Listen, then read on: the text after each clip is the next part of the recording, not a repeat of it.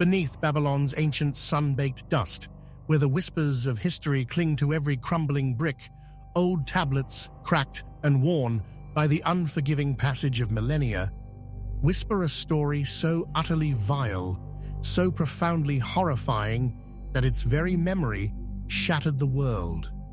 It's a tale of ambition, transformation, and unspeakable acts that scarred the very fabric of time. 100 strong men, each a picture of perfect health and youthful vigor, chosen not just for their physical prowess, but for an almost unsettling beauty, vanished without a trace into Queen Semiramis's private chambers. These were men revered, admired, the pinnacle of Babylonian manhood. Yet, by the first blush of dawn, they were gone. Not merely departed, but utterly consumed, used as sacrifices to an unspeakable hunger, a craving so deep and so dark it defied all understanding. This hunger, let me tell you, was not for earthly food, nor for gold, nor even for the vast territories Semiramis had already conquered. No, this was a hunger for something far more primal, far more terrifying, a hunger for absolute, unyielding power. A power so profound, it promised to transcend the mortal coil itself. How, you might ask, did a queen, once celebrated and loved by all her people, a leader whose name resonated with wisdom and benevolence, transform into such a terrifying predator? How did she descend into the abyss, consuming souls, not for sustenance, but for the dark ambition of defying death itself, of bending eternity to her will? This, my friends, is the dark, unsettling truth that the sands of time attempted to bury for centuries, a secret that even the bravest scribes hesitated to commit to clay. But now, it's being brought to light.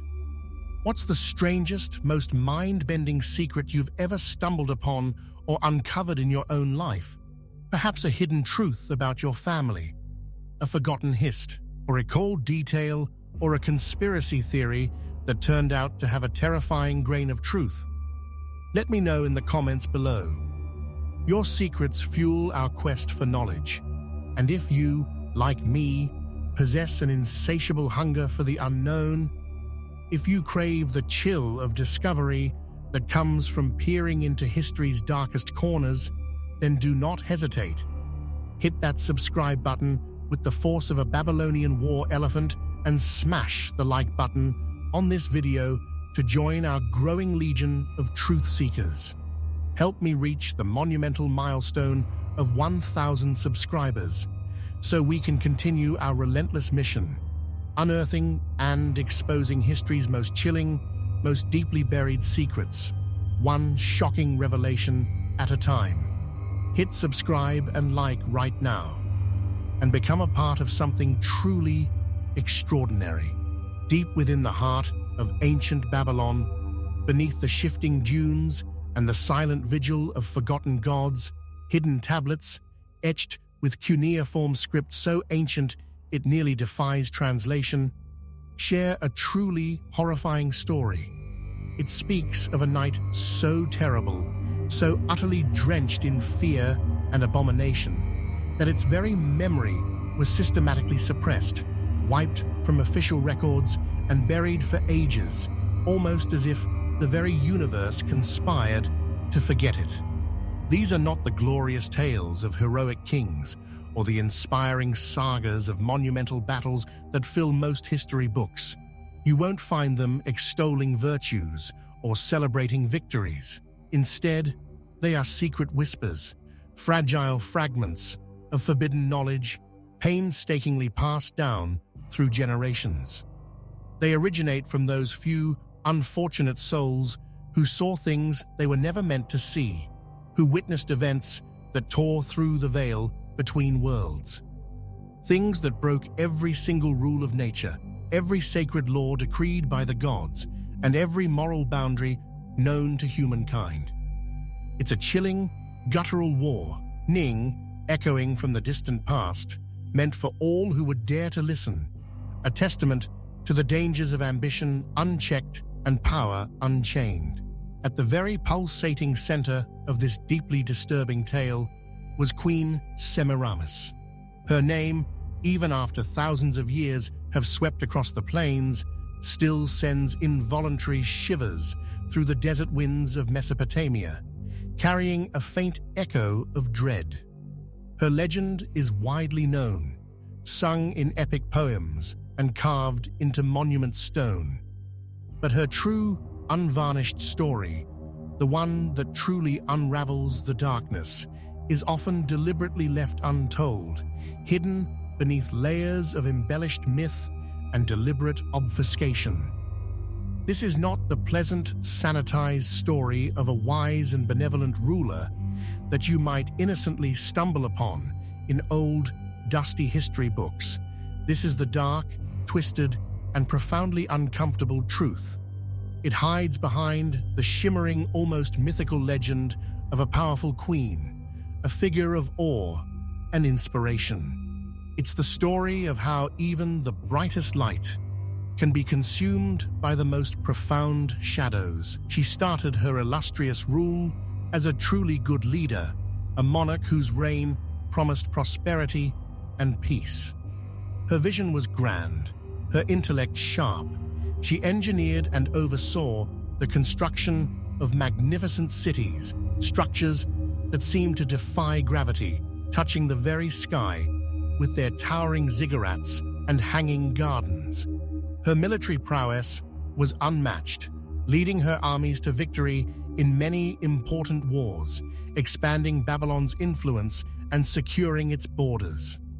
Her unparalleled beauty and razor-sharp mind were known far and wide, whispered about in every market and celebrated in every court. She was not just admired by her people, she was adored, revered, almost worshipped as a living embodiment of their golden age. Semiramis even showed astonishing, almost revolutionary mercy to her enemies, a concept rarely practiced in those brutal times. Rather than execute vanquished foes, she often integrated them, offered them a path to peace. She protected slaves from harm, advocating for their well-being, and meticulously avoided wars that were not absolutely needed, preferring diplomacy and strategic alliances. She truly seemed to care for her people, governing with a profound sense of wisdom and guiding her vast empire with a gentle yet firm hand. Her reign was a beacon of hope in a turbulent world. By the way, what time are you watching this historical deep dive? Is it the early morning, perhaps with a cup of coffee, the afternoon during a quick break, or late at night under the cover of darkness? Perfect for uncovering ancient secrets. Comment below and let me know. Your time zone tells a tale of its own. But as she gained more and more power, as her influence stretched further across the known world, something insidious, something deeply unsettling, began to subtly change inside her. It wasn't an overnight transformation, but a slow, creeping corruption, like a shadow lengthening with the setting sun. Strange, hushed whispers, thin as desert sand, started to spread through the opulent halls of the palace. Servants, courtiers, even trusted advisors spoke in lowered voices, their eyes darting nervously. People said she began to seek out and meet forbidden oracles, enigmatic figures shrouded in mystery, whose very existence was a violation of sacred laws. These oracles were not mere fortune-tellers. They were keepers of ancient, dark secrets, knowledge so profound and so dangerous that it had been deliberately excised from human memory, relegated to forgotten ages. Knowledge that came from times even before recorded human history began, before the first city rose, before the first god was named. These were secrets that were never, ever meant for mortal ears. Secrets that promised unimaginable power, but at an unfathomable cost. They spoke of pathways to realms beyond human comprehension, of rituals that could be and reality itself. The first palpable sign of her inner shift was her abrupt cessation of mercy towards prisoners taken in war.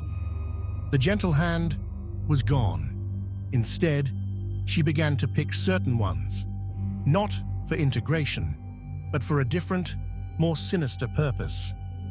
These carefully chosen prisoners then vanished, not into the city's populace, but into the dark, secret, labyrinthine rooms of the palace, deep beneath the public eye. No one, not a single soul, ever saw them again. Their absence hung in the air like an unspoken question, a growing dread. Servants working diligently in the palace, those tasked with cleaning and maintaining the vast complex, soon began to notice something deeply disturbing about certain chambers, rooms that had once been ordinary, but now seemed to radiate an unsettling aura. They smelled strongly of sulfur, a very bad, acrid smell that clung to the air and burned the nostrils like a lingering scent of brimstone and unholy fire. There were also strange, dark, unsettling stains on the polished floors and intricately painted walls, stains that no amount of scrubbing, no matter how vigorous, could wash away. They seemed to be seeped into the very stone, permanent reminders of unspeakable acts. Driven by an increasingly ravenous ambition, she began to perform secret, terrible rituals. These were not the public, benevolent ceremonies of a queen. These were forbidden rites, conducted in the deepest shadows under the cloak of night. For these rituals, she demanded and used incredibly rare, often gruesome things, objects and substances brought from all corners of the world, painstakingly acquired through enormous cost and often bloody conquest. Her desire to live forever, to escape the ultimate decree of mortality, grew stronger, more potent, and more consuming with each passing day. It morphed from a quiet ambition into a roaring, powerful, all-consuming obsession, eclipsing all other aspects of her once noble character. Her eyes, once bright with intelligence and compassion, slowly changed, becoming cold, distant, and disturbingly devoid of human warmth. They seemed to gaze into unseen realms, holding ancient knowledge and an unsettling emptiness. Her voice, once melodious and commanding with natural authority, now held a strange, almost hypnotic power, making people obey her commands without question, even if every fiber of their being recoiled. They would follow her commands, compelled by an unseen force, even if their own wills screamed in protest. She no longer just craved temporal power. She now yearned, with every fiber of her corrupted being, to be a god, to sit among the deities, to command the very forces of creation and destruction. In a world ruled by such a being, where the lines between queen and deity blurred, and dark rituals replaced benevolent rule, would you survive? Would your spirit endure, or would you crumble under the weight of such terrifying power? Yes or no? Tell me your honest answer. The night that would truly define her, the night that would forever brand her name with infamy, began deceptively as a grand, opulent, royal feast. The great hall of the palace glittered with gold and jewels, filled with the aroma of exotic foods and fine wines. Music swelled, laughter echoed, and hundreds of courtiers, nobles, and dignitaries celebrated, oblivious to the monstrous events unfolding behind the scenes. However, the true, horrifying events of that night had been meticulously planned and prepared for many months. a slow, insidious plot, meticulously unfolding in the shadows, ripening like a poisonous fruit. With chilling precision, she had personally picked 100 perfect young men. They were chosen not just for their formidable strength and their striking looks, though these were certainly present, but also for strange, almost imperceptible physical signs, markings, or subtle characteristics found only in old, deeply forbidden texts, obscure prophecies that whispered of specific bloodlines or cosmic alignments. These men were perceived by the Queen as having a particular resonance required for her ritual. These selected men had been prepared for months with an almost ritualistic care. They were fed special, enriching foods, bathed in purifying waters, and subjected to ancient regimens, all designed to enhance their vitality and spiritual purity. They were told, with honeyed words and lavish promises, that they were being groomed for a very high honor, a sacred duty to the Queen and Babylon itself, believing they were chosen for a sacred task, a glorious destiny. They approached their selection with pride, not knowing the true nature of the honor that awaited them. They had no idea, not the slightest inkling, that their beloved Queen was diligently studying dark, forbidden texts, not to empower them, but to empower herself through them. She was preparing for a ritual of unimaginable depravity, a ritual that would not only steal their vibrant life force, but would also utterly consume their very souls, binding them to her own twisted ambition for eternity. As the opulent feast drew to a close, and the last strains of music faded, a select group of guards, their faces grim and impassive, ushered the chosen men towards Semiramis's private chambers. They entered one by one, their hearts likely swelling with anticipation, perhaps a hint of nervousness mixed with their pride. But the room they stepped into was not the lavish bedroom of a queen. It was a terrifying, unholy mix, a profane temple where gods were blasphemed, a strange, alchemical laboratory brimming with dark energies, and a gruesome slaughterhouse where life would be extinguished and twisted beyond recognition. It was a place designed for horror. Thick, cloying incense, pungent and vaguely metallic, filled the air, making it heavy and hard to breathe. Its scent was unlike any ordinary temple offering. It carried an undertone of decay and something distinctly unearthly. Ornate, polished bronze mirrors, carefully positioned on the walls, didn't reflect their forms truly. Instead, they showed twisted and strange reflections, distorting their faces into grotesque parodies, foreshadowing the fate that awaited them, making the very space feel surreal and deeply unsettling.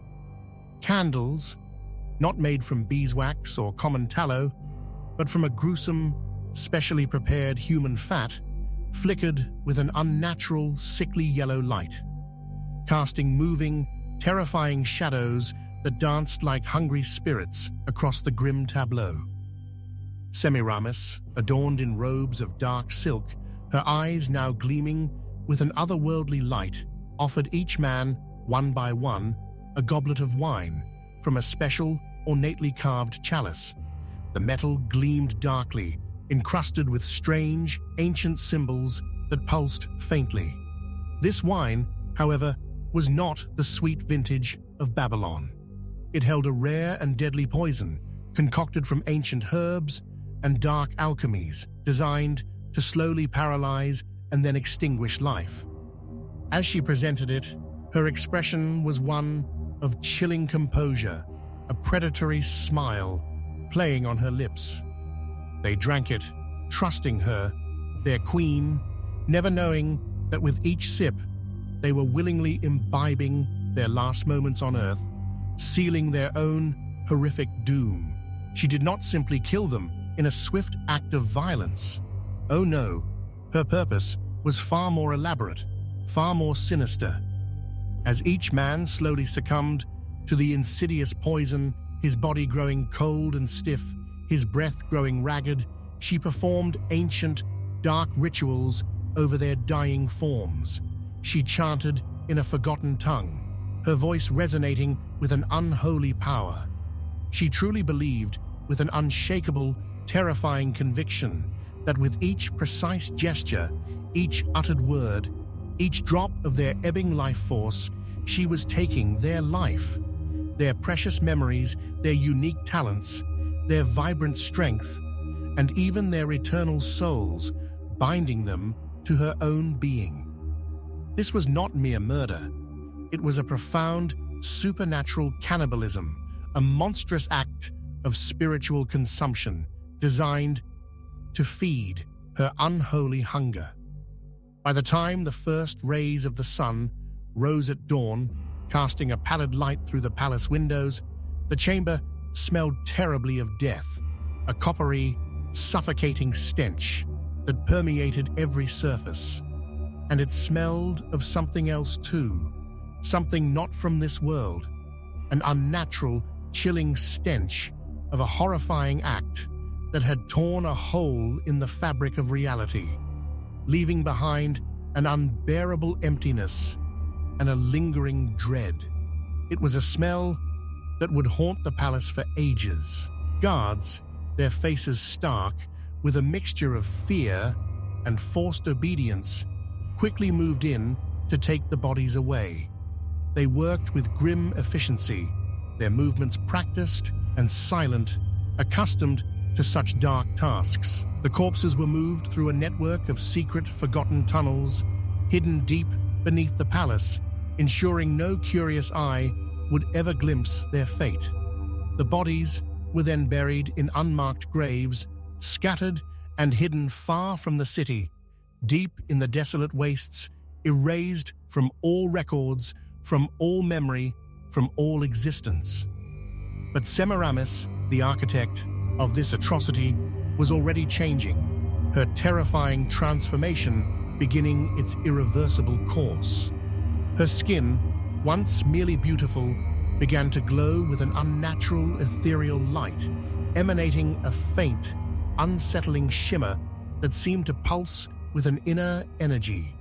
Her eyes, now pools of profound darkness, became painful to look at directly, as if you were staring into something vast and primordial, something utterly not human.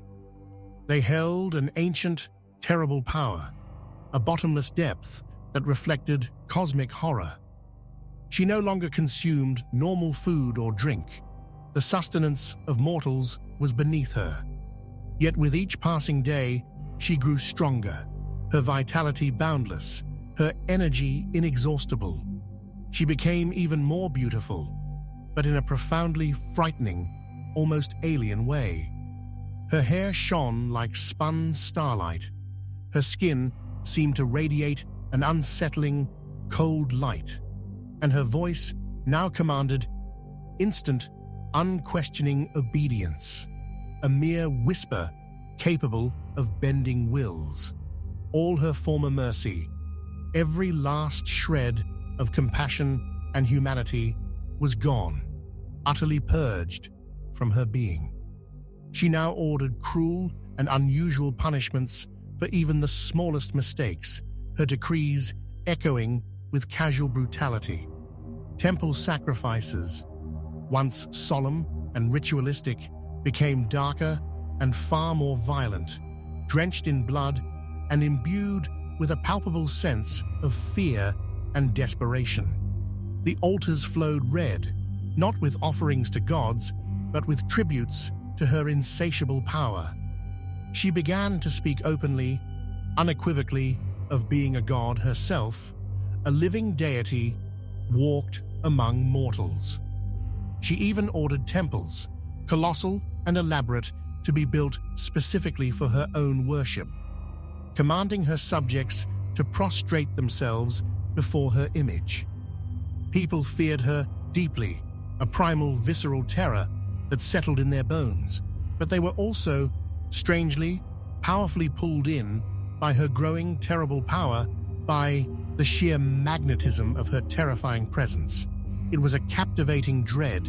Which other queen or ruler's hidden, chilling secret should we unearth and reveal next? Is there a historical figure whose legend you suspect hides a darker truth?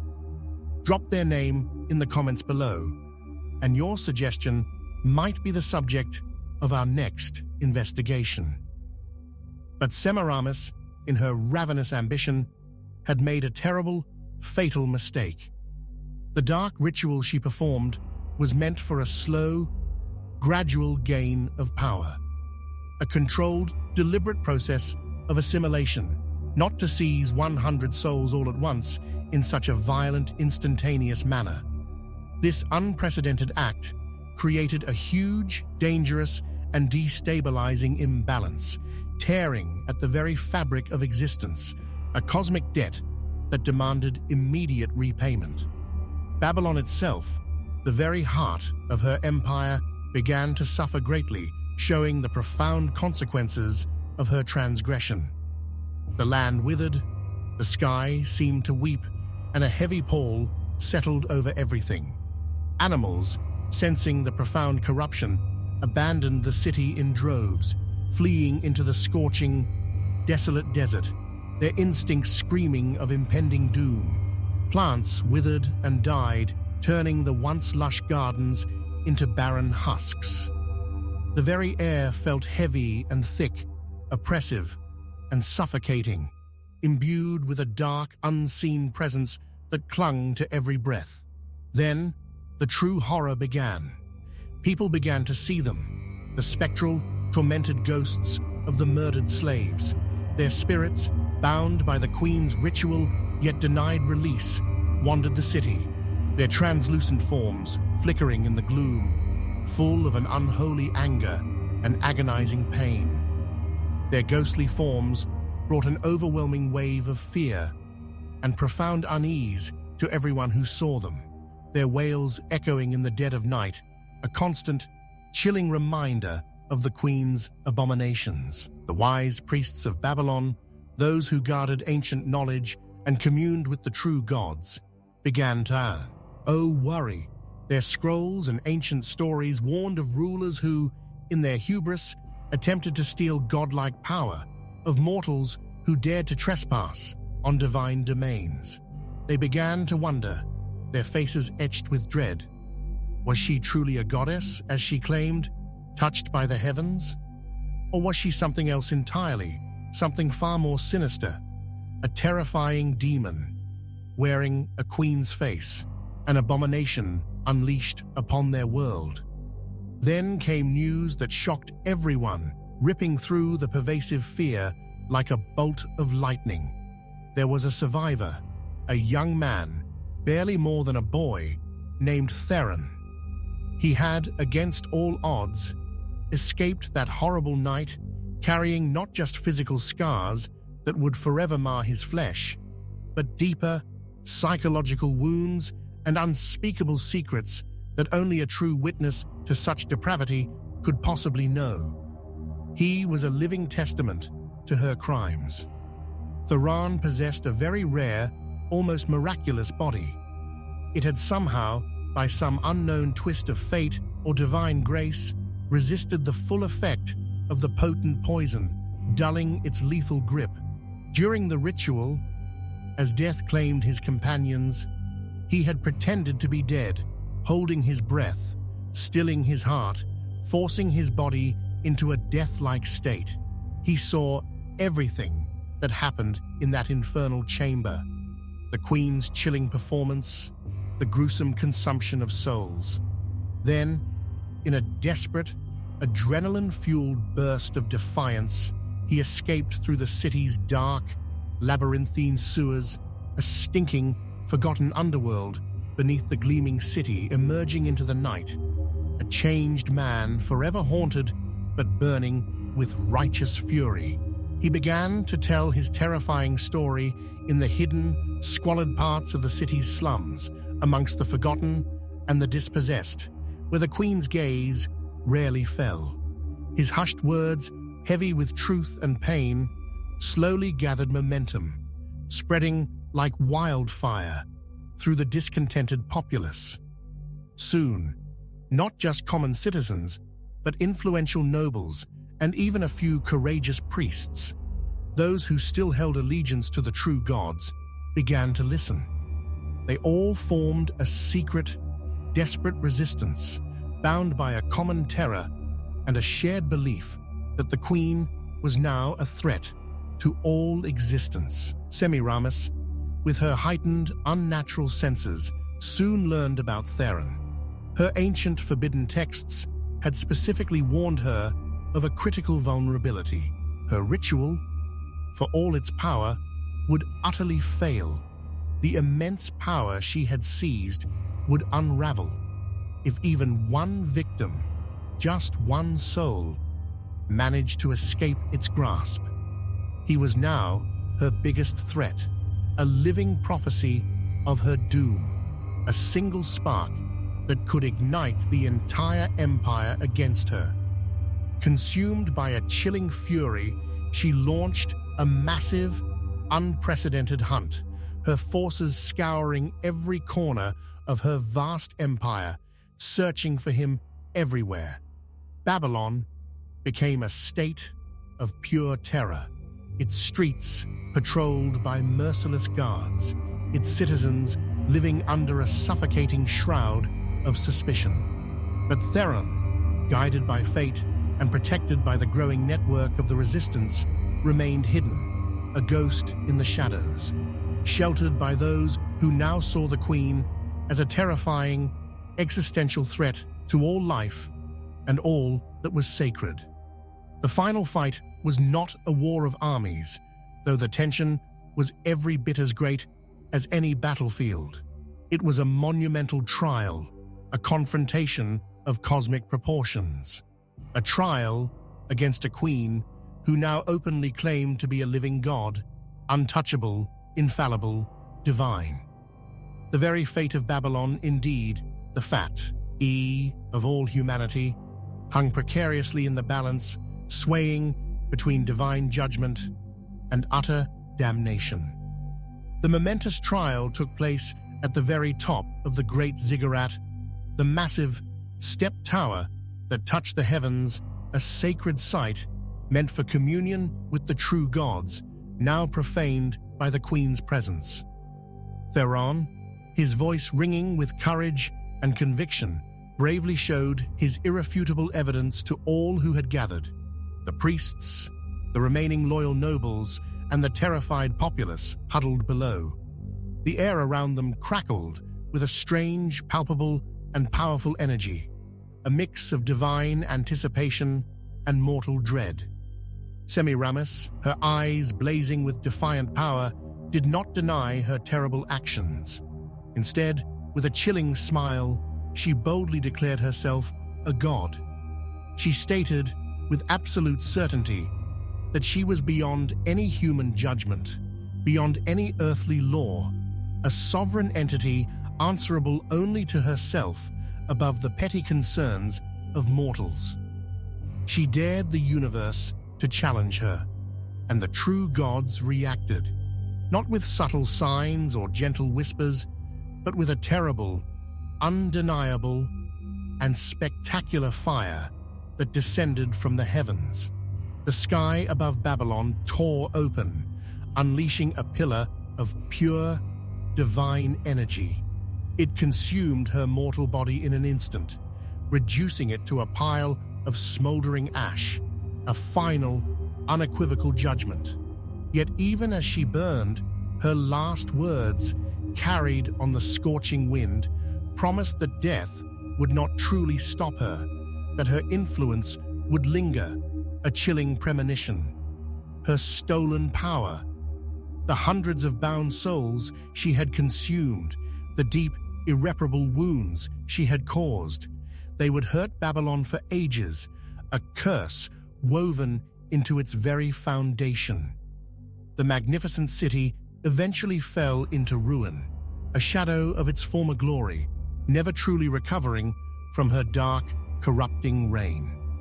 The very earth seemed to reject Theron, the lone survivor, became a prophet, forever changed by the unimaginable horror he had witnessed.